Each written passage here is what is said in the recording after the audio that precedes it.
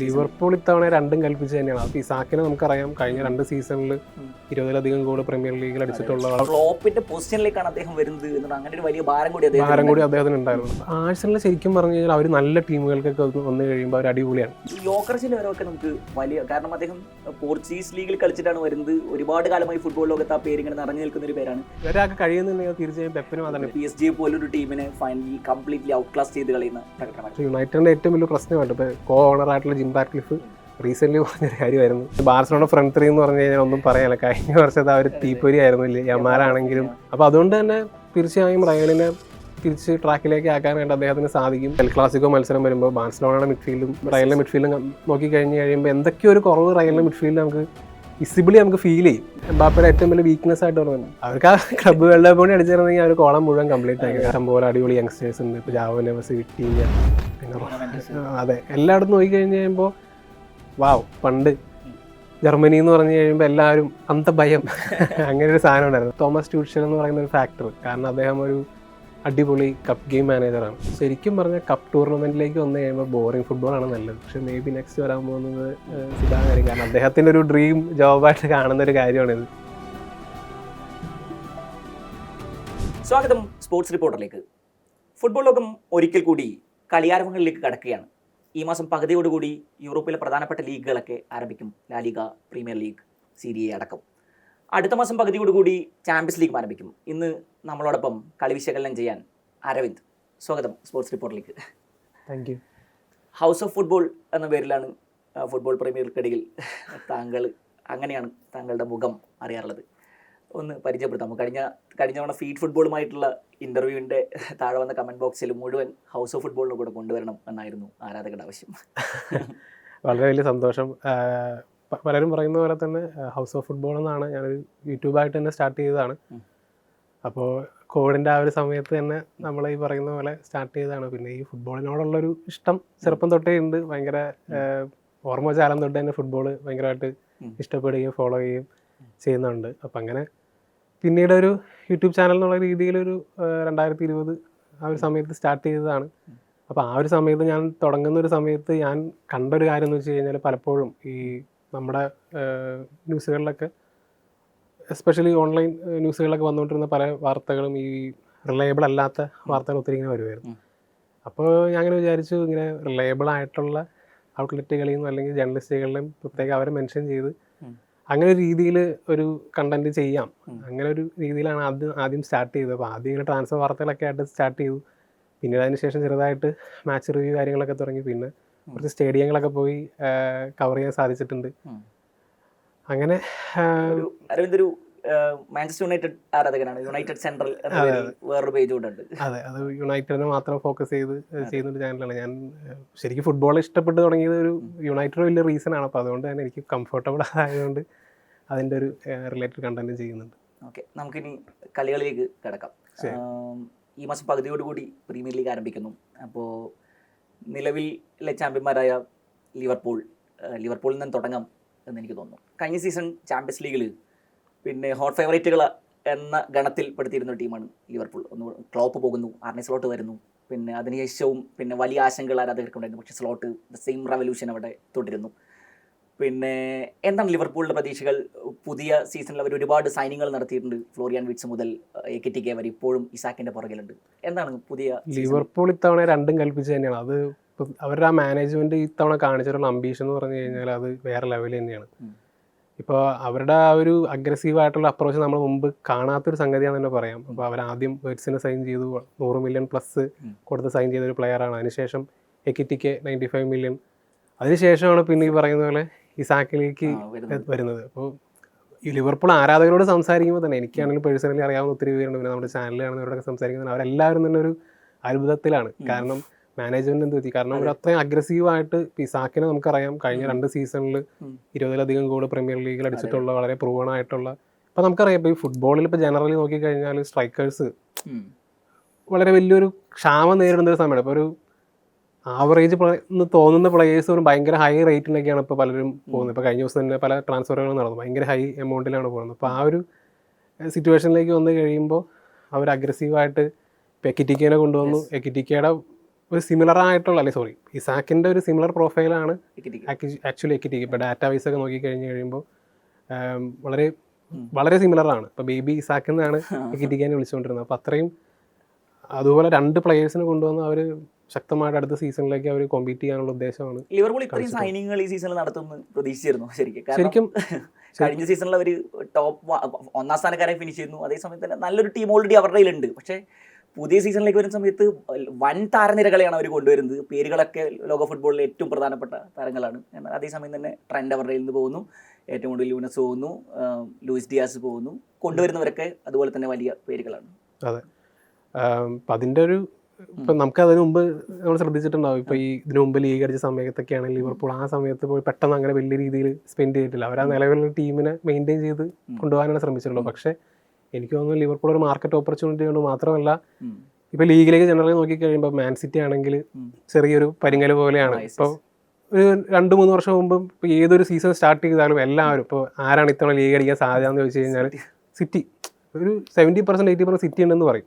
പക്ഷെ ഇപ്പേന്ന് പറഞ്ഞു കഴിഞ്ഞാൽ അങ്ങനെയല്ല.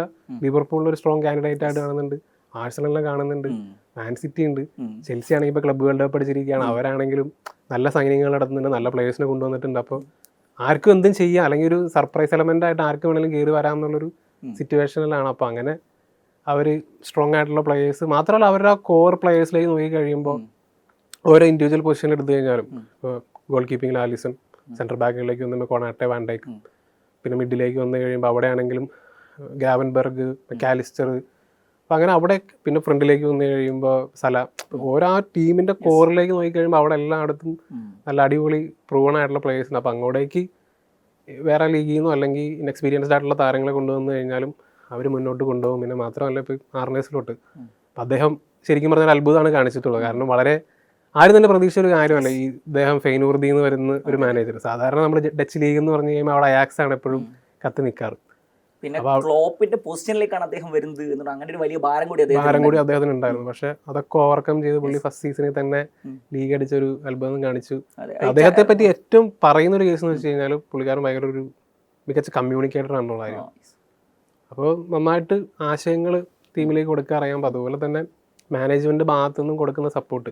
ഇപ്പോൾ ലിവർപൂളിന്റെ കാര്യത്തിലേക്ക് വന്നു കഴിയുമ്പോൾ അവരുടെ മാനേജ്മെന്റിന് ഇപ്പോൾ അവരുടെ ഫാൻസ് തന്നെ കഴിഞ്ഞ കുറച്ച് കാലങ്ങൾക്ക് മുമ്പ് മാനേജ്മെന്റ് ചീത്ത പറയുന്ന ഒരു സമയം ഉണ്ടായിരുന്നു. പക്ഷേ ആസ് ആൻ ഔട്ട്സൈഡർ നോക്കി കഴിയുമ്പോൾ അവർ മൊത്തത്തിൽ ടീമിനെ മാറ്റി. അതായത് ഇപ്പോൾ ഇവർ ഈ FSG എന്ന് പറയുന്ന ഗ്രൂപ്പ് അവരുടെ ഓണർഷിപ്പ് ഏറ്റെടുത്തതിന് ശേഷം സ്റ്റേഡിയത്തിലെ മാറ്റങ്ങൾ വരുത്തി, അവരുടെ ട്രെയിനിങ് സെൻറ്റർ മാറ്റങ്ങൾ വരുത്തി. അതുപോലെ തന്നെ സൈനിങ്ങുകളാണെങ്കിലും എനിക്കൊന്ന് ബാക്കി ടീമുകളെ കമ്പയർ ചെയ്ത് കഴിയുമ്പോൾ ഏറ്റവും ലോ ഫ്ലോപ്പ് റേറ്റ് ഉള്ളത് ലിവർപൂളിന് തന്നെയാണ്. അവർ കൊണ്ടുവരുന്ന സൈനിങ്സ് മിക്കതും തന്നെ ക്ലിക്ക് ആവാറുണ്ട്. അതുപോലെ തന്നെ ഈ ഇൻക്ലൂഡിങ് ആർണേഴ്സിലോട്ട് എങ്ങനെ നമ്മൾ അത്ര പരിചയമില്ലാത്ത ഒരാളെ കൊണ്ടുവന്ന് ഒരു സഡനായിട്ട് തന്നെ അവർ ചാമ്പ്യൻസ് ലീഗ് ഗ്രൂപ്പ് ഇട്ടതിൽ 1ാം സ്ഥാനത്ത് ഫിനിഷ് ചെയ്തു. അതുപോലെ ലീഗിലാണെങ്കിലും നന്നായിട്ട് പെർഫോം ചെയ്തു. അടുത്ത സീസണിലേക്ക് വന്നു കഴിയുമ്പോൾ ഒരു ഇതിൽ ചാമ്പ്യൻസ് ലീഗിനെ കുറിച്ച് പറയുന്ന സമയത്ത് ചാമ്പ്യൻസ് ലീഗിൽ പിന്നെ കഴിഞ്ഞ സീസണിൽ അവർ ഹോട്ട് ഫേവറേറ്റ് ആണ്. ഇപ്പോൾ അന്നൊക്കെ ബാഴ്സയൊക്കെ ഇപ്പോൾ ലമിൻ യമാലൊക്കെ അന്ന് പറഞ്ഞിരുന്നു എന്ന് പറഞ്ഞാൽ ലിവർപൂൾ മാത്രമായിരുന്നു ഞങ്ങൾക്ക് എതിരാളികളായിട്ടുണ്ടായിരുന്നത്, പക്ഷേ അവർ പോകുന്നതോടുകൂടി ഞങ്ങൾക്ക് എതിരാളികളില്ല എന്നൊക്കെ പറയുമാറ് അവർ ചാമ്പ്യൻസ് ലീഗിലെ ഹോട്ട് ഫേവറേറ്റ്. ഇത്തവണ അവരുടെ ചാമ്പ്യൻസ് ലീഗ് പ്രതീക്ഷകൾ ഇപ്പോൾ ഇത്തവണത്തെ ചാമ്പ്യൻസ് ലീഗിലേക്ക് വന്നു കഴിയുമ്പോൾ തീർച്ചയായും ബാർസലോണയെ കഴിഞ്ഞ കൊല്ലം ഈ പറഞ്ഞ പോലെ ബാർസലോണയ്ക്ക് ഒരു ഹാൻസി ഫ്ലിക്ക് വരുന്നു. ഹാൻസി ഫ്ലിക്ക് വന്നതിന് ശേഷം ഇപ്പോൾ അദ്ദേഹം ഫസ്റ്റ് സീസണിൽ തന്നെ ഇത്രയും ഒരു ഇമ്പാക്ട് ഉണ്ടാക്കുന്നുള്ള കാര്യം ആരും പ്രതീക്ഷിച്ചില്ല. അവിടെയും ഈ സിമിലർ ആയിട്ടുള്ള സിറ്റുവേഷൻ ആയിരുന്നു. പക്ഷെ കത്തി കയറിയില്ല. ബാർസലോണ എന്ന് പറഞ്ഞാൽ കഴിഞ്ഞ സീസണിൽ വളരെ ന്യൂട്രൽസിന് പോലെ ഇരുന്ന് എൻജോയ് ചെയ്യാൻ പറ്റുന്ന ഒരു ടീമായിരുന്നു. അവരും റിയലായിട്ട് കളിച്ച എല്ലാ മത്സരത്തിലും അവരെ ഇല്ലാതാക്കി കളഞ്ഞു, ഔട്ട് ക്ലാസ് ചെയ്ത് കളഞ്ഞു. അപ്പോൾ ബാർസലോണ ഉണ്ടായിരുന്നു. പിന്നെ ഈ പറയുന്ന പോലെ തന്നെ ഈ വർഷത്തേക്ക് വന്നു കഴിയുമ്പോൾ ബാർസലോണ തീർച്ചയായും ഉണ്ട്, ലിവർപൂൾ ഉണ്ട്. റയലാണെങ്കിൽ അവരുടെ സൈഡിൽ നിന്ന് നല്ല രീതിയിൽ സൈനിങ്സ് നടത്തി സ്ട്രോങ് ആക്കിയിട്ടുണ്ട്. പിന്നെ ആഴ്സണലാണെങ്കിൽ രണ്ടും കൽപ്പിച്ച് അവരും സൈനിങ്ങുകളൊക്കെ കൊയ്ക്കീറസിനെ കൊണ്ടുവന്നിട്ടുണ്ട്, സുബമീനിനെ കൊണ്ടുവന്നിട്ടുണ്ട്. പിന്നെ PSG ഓഫ് കോഴ്സ് ഒരിക്കലും തള്ളിക്കളയാൻ പറ്റില്ല അവരുടെ. അതെ, ഓക്കെ. അപ്പോൾ ഇനി നമ്മൾ ആഴ്സണലിലേക്ക് വരാം. പിന്നെ ആഴ്സണൽ കഴിഞ്ഞ 5 വർഷമായിട്ട് കിരീടമില്ലാത്ത പിന്നെ 5 സീസണുകൾ അവർ തള്ളി നീക്കിക്കഴിഞ്ഞിരിക്കുന്നു. അർട്ടേറ്റ അവിടെ പലതും പയറ്റി നോക്കുന്നുണ്ട്. 2020 തോന്നുന്നു അവർ അവസാനമായിട്ട് FA കപ്പ് അതിനുശേഷം പിന്നെ ഒരു കിരീടമില്ല. എല്ലാ തവണയും ഒരു 10 പോയിന്റ് വ്യത്യാസത്തിൽ നിന്നിട്ട് പോലും അവർ 2ാം സ്ഥാനത്തേക്ക് പിന്തള്ളി പോകുന്ന കാഴ്ചകളൊക്കെ നമ്മൾ കണ്ടിട്ടുണ്ട്. കഴിഞ്ഞ സീസണിലാണെങ്കിൽ പിന്നെ ബഹുദൂരം പിറകിലായിരുന്നു. ആഴ്സണലിന്റെ പ്രതീക്ഷകൾ കുറിച്ച് പറഞ്ഞാൽ? ആഴ്സണൽ ശരിക്കും പറഞ്ഞു കഴിഞ്ഞാൽ അവർ നല്ല ടീമുകൾക്കൊക്കെ വന്നു കഴിയുമ്പോൾ അവർ അടിപൊളിയാണ്. അവർ ഭയങ്കര റിസൾട്ടൊക്കെ നോക്കിക്കഴിഞ്ഞാൽ കഴിഞ്ഞൊരു 2-3 വർഷത്തെ റിസൾട്ട് നോക്കിക്കഴിഞ്ഞാൽ അവരായിട്ട് അവർ ഭയങ്കര ഫിസിക്കലി സ്ട്രോങ് ആയിട്ടുള്ള ടീമാണ്. ഇപ്പോൾ ആഴ്സണൽ ആർട്ടറ്റ ചെയ്ത ഏറ്റവും വലിയൊരു കാര്യം എന്ന് വെച്ച് കഴിഞ്ഞാൽ പുള്ളിക്കാരൻ ടീമിന് ഫിസിക്കലി സ്ട്രോങ് ആയിട്ടുള്ള അല്ലെങ്കിൽ നല്ല എന്താ പറയുക നമ്മൾ ജയൻസ് ലാൻഡ് എന്നൊക്കെ പറയുന്ന പോലെ അങ്ങനത്തെ നല്ല ഏരിയൽ എബിലിറ്റിയും അതുപോലെ തന്നെ സെറ്റ് പീസിലൊക്കെ ആണെങ്കിലും ആഴ്സണലിൻ്റെ അടുത്ത് യൂറോപ്പിൽ ഒരു ടീമും ഇല്ല. അത്രയും മികച്ചൊരു സെറ്റ് പീസ് ആണെങ്കിലും അതുപോലെ ഡിഫെൻസീവ് വൈസ് ആണെങ്കിലും അങ്ങനെയുള്ള കാര്യങ്ങളൊക്കെ അവർ അടിപൊളിയാണ്. പക്ഷേ അവരെന്തോ ചില സമയങ്ങളിൽ ഈ ചെറിയ ടീമുകളൊക്കെ ആയിട്ട് ചിലപ്പോൾ അവർ തോറ്റും. ചിലപ്പോൾ ഒരു ബോൺമത്ത് ആയിട്ടോ അല്ലെങ്കിൽ വെസ്റ്റ് ഹാം ആയിട്ടോ അപ്രതീക്ഷിതമായിട്ടായിരിക്കും ചിലപ്പോൾ അവരത് അങ്ങനെ റിസൾട്ട് പ്രതീക്ഷിച്ചില്ല. ചിലപ്പോൾ നല്ല ടീമുകൾക്കെതിരെ നന്നായിട്ട് പെർഫോം ചെയ്തിട്ട് ചെറിയ ടീമുകൾക്കെതിരെ ചിലപ്പോൾ 2, 3, 6, 7 പോയിന്റ് പോയി കഴിഞ്ഞാൽ ആ ഒരു സിറ്റുവേഷൻ മതി ഈ പറയുന്ന പോലെ ലീഗ് മാറി പറയാനായിട്ട്. ഇതിൽ ഇത്തവണ ആഴ്സണൽ ഒരുപാട് സൈനിങ്ങൾ നടത്തി വെച്ചിട്ടുണ്ട്. അവരുടെ ഏറ്റവും പ്രധാനപ്പെട്ട സൈനിങ് ഞാൻ പറയാം ആൻഡ്രേ ബെർട്ടെ ആയിരിക്കും. എന്ന് പറഞ്ഞാൽ അദ്ദേഹം മാർച്ചിൽ വരുന്നു 2000. അതിനുശേഷമാണ് പിന്നെ നമ്മൾ ഈ യോക്രഷ് വരെയുള്ള സൈന്യങ്ങൾ കണ്ടു നിൽക്കുന്നത്. അതിനെ എങ്ങനെ നോക്കി കാണാൻ സാധിക്കും? ശരിക്കും പറഞ്ഞാൽ അദ്ദേഹം ഈ പറയുന്ന പോലെ അത്ലറ്റിക്കോ മാഡ്രിഡിൽ നിന്ന് പ്രൂവ് ചെയ്ത ഒരാളാണ്. അതിനുശേഷം എടുപോയ ഗ്യാപ്പിലേക്കാണ് ശരിക്കും അദ്ദേഹം വരുന്നത്. പറഞ്ഞ പോലെ തന്നെ പെട്ടെന്ന് തന്നെ അദ്ദേഹം ഡീലുകളും കാര്യങ്ങളൊക്കെ ചെയ്തു എന്നുള്ളതാണ്. ഇപ്പോൾ ഈ ആ ഒരു സെസ്കോയുടെ കേസിലേക്ക് എടുത്തു കഴിഞ്ഞാൽ 2 പേരെ ഒരേ സമയം അദ്ദേഹം ലൈനിൽ നിർത്തി. അതിനുശേഷം ആരാണോ ഈ പറയുന്ന പോലെ ടീമിന് അല്ലെങ്കിൽ ആ ഒരു ബിസിനസ് കാര്യങ്ങളോട് അദ്ദേഹം കൺസിഡർ ചെയ്യണമല്ലോ, എല്ലാം കൂടി നോക്കിയിട്ട് റൈറ്റ് ആയിട്ടുള്ള ഡിസിഷനാണ് അദ്ദേഹം എടുക്കുന്നത്. ഈ യോക്കർസിന്റെ വരവൊക്കെ നമുക്ക് വലിയ, കാരണം അദ്ദേഹം പോർച്ചുഗീസ് ലീഗിൽ കളിച്ചിട്ടാണ് വരുന്നത്. ഒരുപാട് കാലമായി ഫുട്ബോൾ ലോകത്ത് ആ പേര് ഇങ്ങനെ നിറഞ്ഞു നിൽക്കുന്ന ഒരു പേരാണ്. പ്രീമിയർ ലീഗ് മാത്രം മതി എന്ന് പറഞ്ഞിട്ട് വരുന്നൊരു മനുഷ്യനാണ്. അദ്ദേഹത്തിന് പ്രീമിയർ ലീഗിൽ അങ്ങനെ പ്രൂവ് ചെയ്യാൻ സാധിക്കുമെന്ന് കരുതുന്നുണ്ടോ? രണ്ട് മണ്ണിൽ നിന്നാണ്, 2 പ്രീമിയർ ലീഗ് വേറെ, നമുക്ക് അങ്ങനെ തന്നെ പറയാൻ സാധിക്കും. പോർച്ചുഗീസ് ലീഗ് വേറൊരു ഇടം തന്നെയാണ്. പ്രീമിയർ ലീഗിൽ കുറച്ചുകൂടി കോമ്പറ്റീറ്റീവ് ആയിരിക്കും. ഇദ്ദേഹം ഈ പറയുന്ന പോലെ ബ്രൈറ്റണിൽ ഉണ്ടായിരുന്നു, കോൺട്രയിൽ ഉണ്ടായിരുന്നു, ഇംഗ്ലീഷ് ഫുട്ബോളിലെ കളിച്ച് പരിചയമുള്ള ഒരാളാണ്. ചാമ്പ്യൻസ് ലീഗിൽ തോൽപ്പിച്ച ഹാട്രിക് ഒക്കെ അടിച്ചത്, 2 പെനാൽറ്റി ആയിരുന്നു.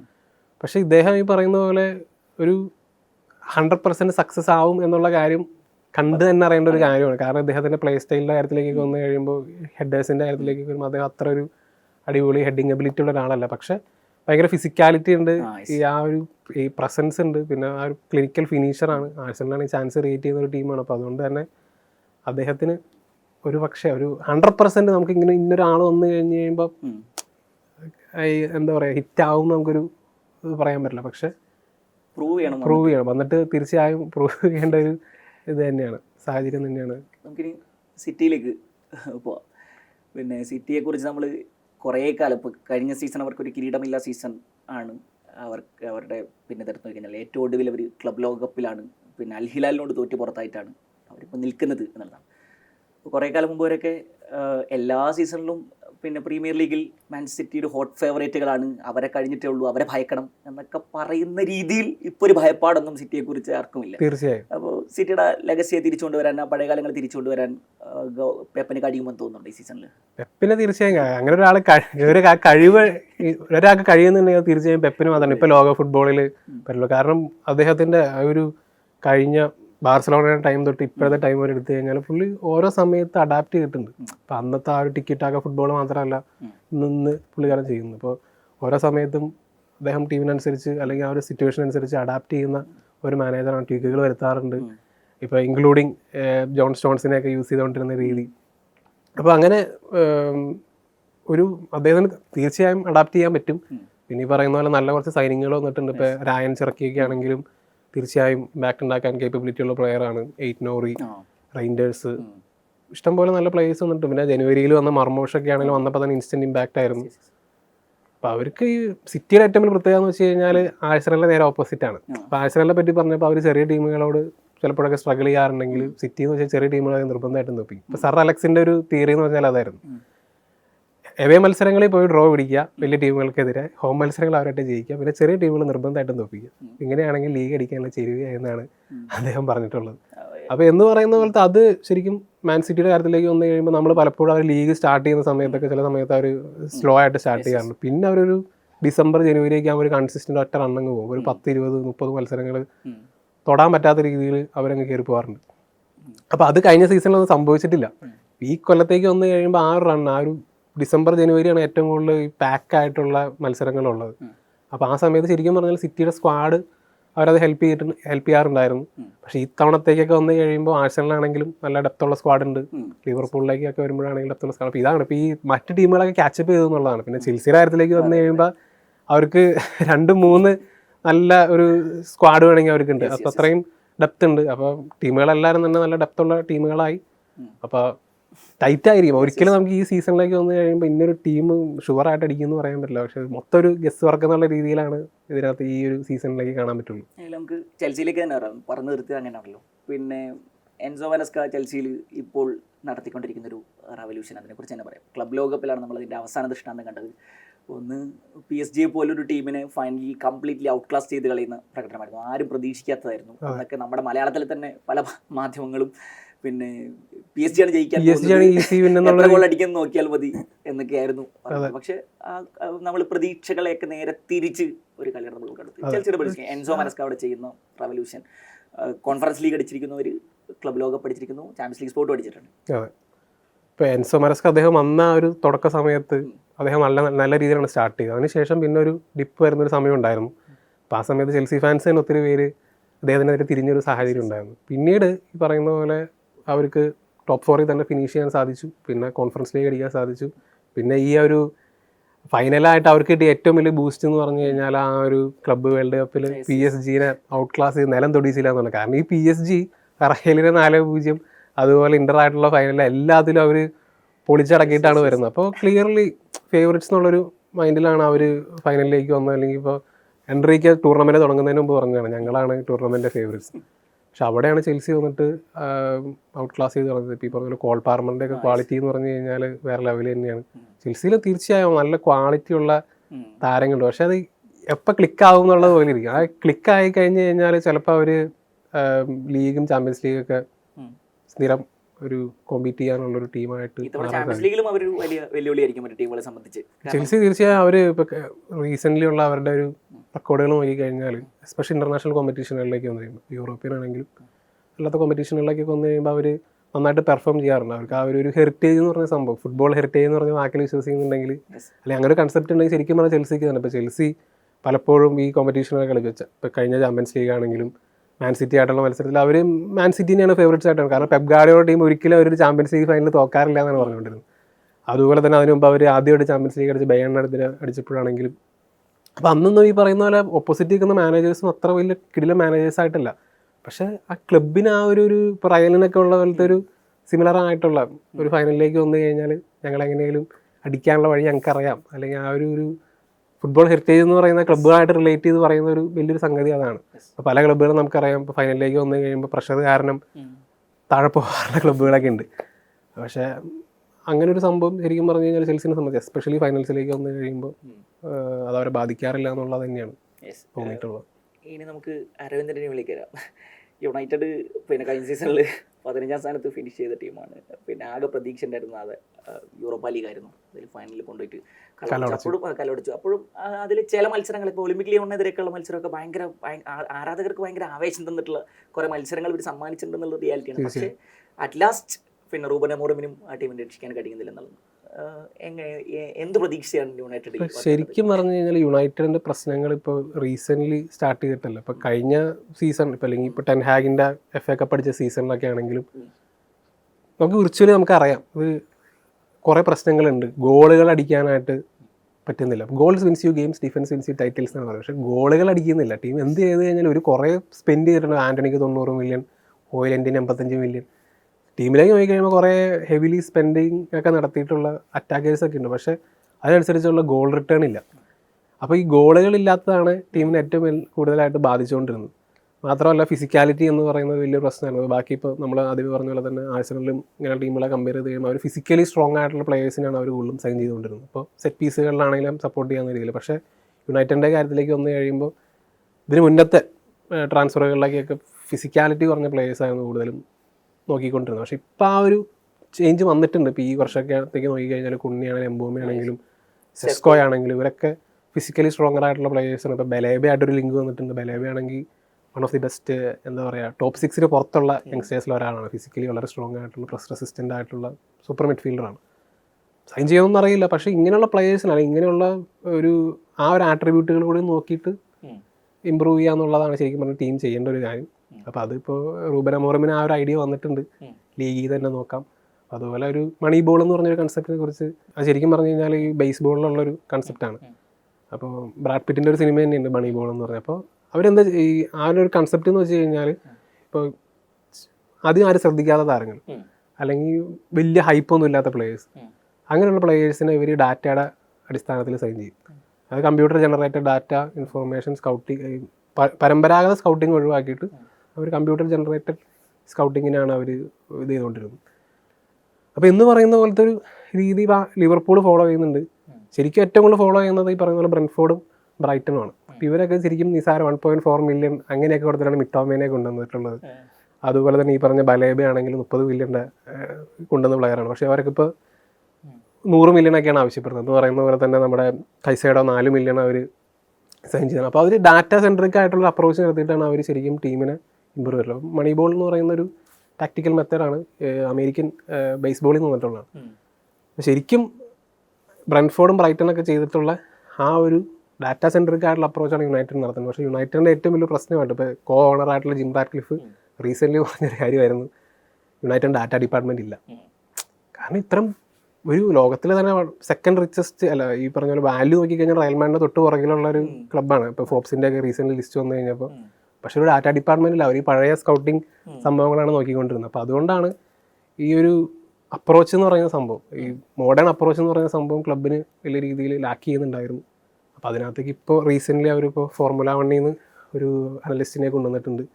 അപ്പോൾ ഡാറ്റ ഡിപ്പാർട്ട്മെൻറ്റ് പുതുതായിട്ട് പുതുക്കാനൊക്കെ ആയിട്ട് അപ്പോൾ അങ്ങനെയുള്ള പോസിറ്റീവായിട്ടുള്ള പ്രതീക്ഷകളുണ്ട്. ഇപ്പോൾ റീസെൻ്റ്ലി ആണെങ്കിൽ ഇപ്പോൾ റൊണാൾഡോ ഒക്കെ പറഞ്ഞൊരു കേസാണ്, കാരിങ്ടണൊക്കെ പഴകി, അല്ലെങ്കിൽ ട്രെയിനിങ് സെൻ്ററൊക്കെ ഭയങ്കര ഔട്ട്ഡേറ്റഡ് ആയി, അല്ലെങ്കിൽ സ്റ്റേഡിയം ആണെങ്കിൽ ഔട്ട്ഡേറ്റഡ് ആയി, എല്ലാ കാര്യവും പറഞ്ഞത്. അപ്പോൾ അങ്ങനെയുള്ള കുറേ മാറ്റങ്ങൾ പോസിറ്റീവായിട്ടുള്ള ഇപ്പോൾ കഴിഞ്ഞ ദിവസം ഇന്നലെയാണ് പുതിയ ട്രെയിനിങ് സെൻറ്റർ ഉദ്ഘാടനം ചെയ്തത്. അപ്പോൾ അങ്ങനെയുള്ള കുറേ മാറ്റങ്ങൾ ക്ലബ്ബിൽ വരുന്നുണ്ട് എന്നുള്ളതാണ് പോസിറ്റീവായിട്ട് നോക്കുന്ന കാര്യം. പക്ഷേ പെട്ടെന്നൊരു ഫിക്സഡ് ആവുമെന്ന് തോന്നുന്നില്ല. മേ ബി ഒരു 1 or 2 ഇയേഴ്സിനുള്ളിൽ ഒരു പാത്തിലേക്കാണ് പോകുന്നത് എന്നുള്ളൊരു ഫീലിംഗ് ഇപ്പോൾ കിട്ടുന്നുണ്ട് ആരാധകരുടെ ഇടയിൽ. ഇപ്പോൾ മോശം റിസൾട്ടുകളൊക്കെ ആണെങ്കിലും ദെയർ ഈസ് ഹോപ്പ് എന്നുള്ളതാണ് തോന്നുന്നത്.